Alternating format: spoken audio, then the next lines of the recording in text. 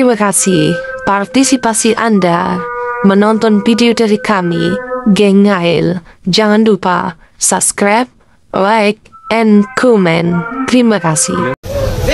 Okey, Assalamualaikum warahmatullahi taala wabarakatuh.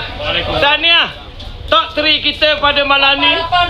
Selepas kita sambut hari raya, hari ni raya keempat, malam ni raya kelima. Pada 3 hari bulan 4 2025 di Kolam Fazil Nasi Dingin. Okey, saya nak tanya yang nombor 3 dulu. Okey, sebelah dengan token tu. Yang nombor 3 ni nama dia nama? Ha? Ade. Ade duduk kapal ni?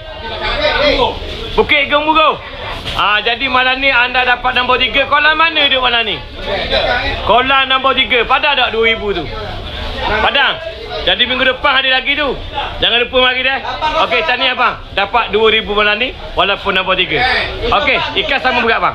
Okey, nak tanya yang nombor 2. Ikan nombor 2 pun sama berat tapi dipotong kona dah. Okey bang. RM5,000 malam ni. Nama benda kat nombor 2? Alang. Alang duduk kapal mana lang? Paka. Oh jauh. Orang Paka malam ni. Ngai malam ni duduk kolam mana bang? Nang. Kolam Nang. Kolam Nang ni wak sungguh buat orang. Celaka. Boleh tanya lagi bang? Upah benda tu bang yang bising tu bang? Ulat tak ada rahsia? Tak ada rahsia. Jadi duit sebanyak RM5,000 ni pada dah tau. Minggu depan mari lagi dah? Ya, insyaAllah. Okey. Okey, ini dia juara kita. Sebanyak RM35,000. Abang, boleh tanya sekali bang? Nama benda bang? Mang. Nama glamour apa panggil bang? Ma Chicken. Okey. Ma Chicken malam ni saya nak tanya lagi banyak soalan ni. Mang, berapa kali dah juara mang ngai di Kolam Fazil? 7-3-4-3. Di sini? Pertama kali. Mang, saya nak tanya lagi sejarah demo mang. Adakah anda seorang yang jatuh dalam kolam lalu hampir mati di Kolam Fazil?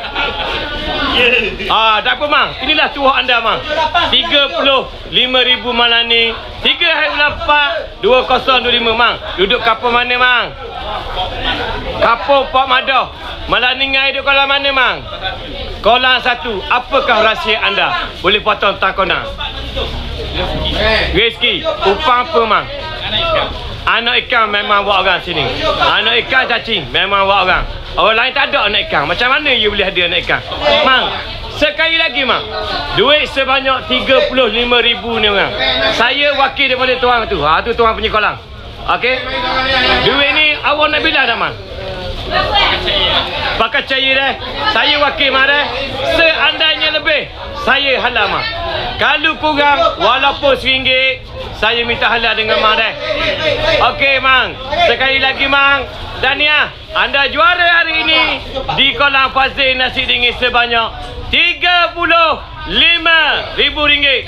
Dan selamat Hari Raya semua. Assalamualaikum. Okey.